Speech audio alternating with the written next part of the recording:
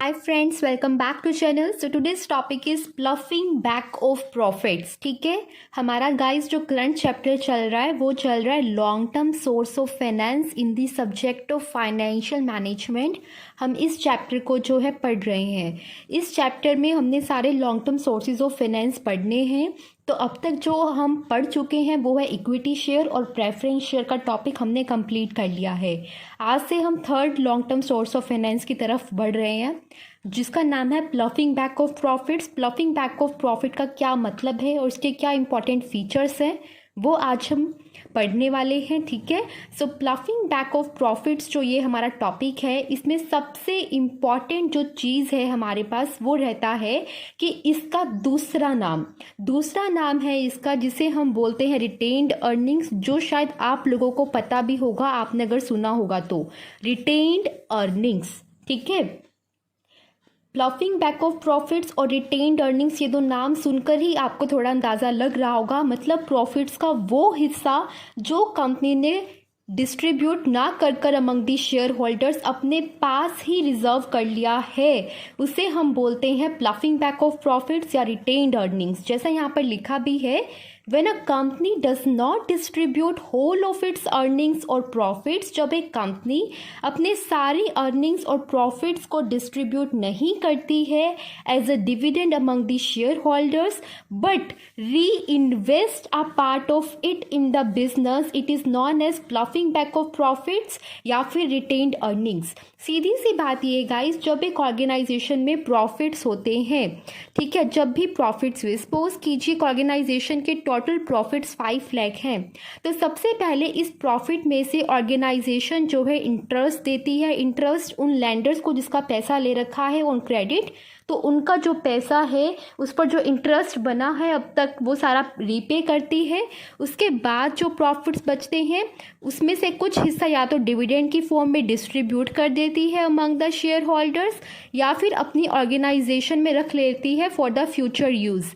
एक और चीज़ यहाँ पर आपको ध्यान रखनी है कि प्रॉफिट में से पहले इंटरेस्ट पे किया जाएगा, उसके बाद जो प्रॉफिट बचेंगे उस पर टैक्स पे किया जाएगा और टैक्स पे करने के बाद जो प्रॉफिट बचता है वो कंपनी का फाइनल प्रॉफिट होता है, that is profit after interest and tax. उस प्रॉफिट में से या तो डिविडेंड दिया जाता है या फिर उस सारे प्रॉफिट को in the form of retained earnings अपने बिजनेस में ही कंपनी री इन्वेस्ट कर लेती है ताकि बिजनेस को ग्रो कर सके।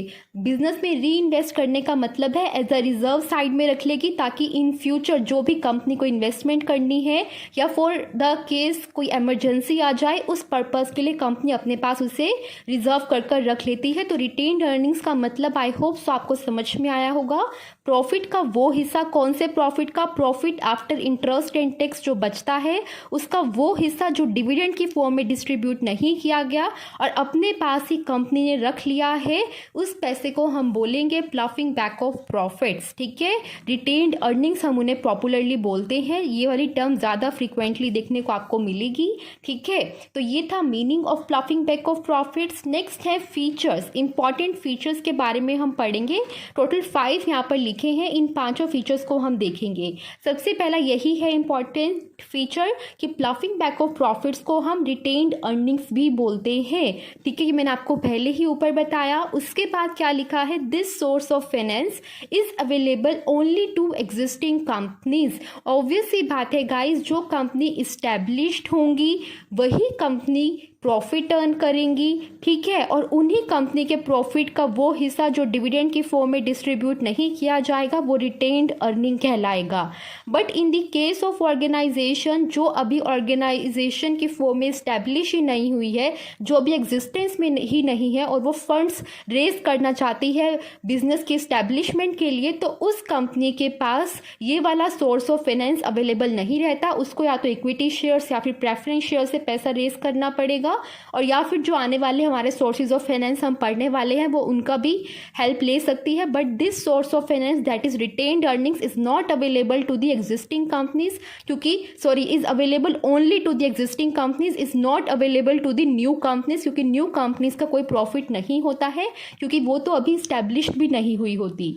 ठीक है, थर्ड फीचर क्या लिखा है, this source of finance is an internal source of finance. Guys आपको पता है जो प्रेफरेंस शेयर्स होते हैं, जो इक्विटी शेयर्स होते हैं या जो लोन्स होते हैं, वो सब आउटसाइड द ऑर्गेनाइजेशन जो लोग अवेलेबल हैं, जो पार्टीज अवेलेबल हैं, जो ऑर्गेनाइजेशंस अवेलेबल हैं, उनके थ्रू पैसा रेज किया जाता है by the company. But in case of retained earnings जो पैसा इकट्ठा किया जा रहा है वो एक इंटरनल सोर्स की हेल्प लेकर किया जा रहा है, और वो इंटरनल सोर्स है कंपनी के प्रॉफिट्स। ठीक है, इसीलिए इसे इस सोर्स ऑफ फाइनेंस को, दैट इज रिटेन्ड अर्निंग्स, इस सोर्स ऑफ फाइनेंस को हम इंटरनल सोर्स ऑफ फाइनेंस बोलते हैं। नेक्स्ट फोर्थ फीचर हमारे पास क्या है, इट इंक्लूड्स और made up of after tax profits. ये भी मैंने आपको अभी बताया कि प्रॉफिट का वो हिस्सा जो इंटरेस्ट और टैक्स की पेमेंट करने के बाद एक कंपनी के पास बचता है, उस प्रॉफिट में से जो है रिटेन्ड अर्निंग्स जो है कंपनी अपने पास रखती है। ठीक है, नेक्स्ट हमारे पास जो लास्ट फीचर बचता है वो क्या है, retained earnings are utilized for meeting long term, medium term as well as short term needs of the business। क्या कह रहे हैं कि हम जो रिटेन्ड अर्निंग्स का यूज़ करते हैं वो किस पर्पस के लिए यूज़ करते हैं, for meeting the long term, medium term as well as short term needs of the business. कि ये नहीं है कि हम सिर्फ और सिर्फ रिटेन्ड अर्निंग्स का यूज़ अपने लॉन्ग टर्म नीड्स को पूरा करने के लिए कर सकते हैं, बल्कि शॉर्ट टर्म और मीडियम टर्म नीड्स को पूरा करने के लिए भी हम रिटेन्ड अर्निंग्स का यूज़ कर सकते हैं। आई होप सो आपको ये सारे फीचर्स और मीनिंग जो है प्लफिंग बैक ऑफ प्रॉफिट्स का वो क्लियर हुआ होगा। इन केस आपको कोई भी डाउट है, you can ask me in the comment section. I hope आपको मेरा वीडियो पसंद आया होगा। अगर अच्छा लगे तो प्लीज़ वीडियो को लाइक करना। Bye bye.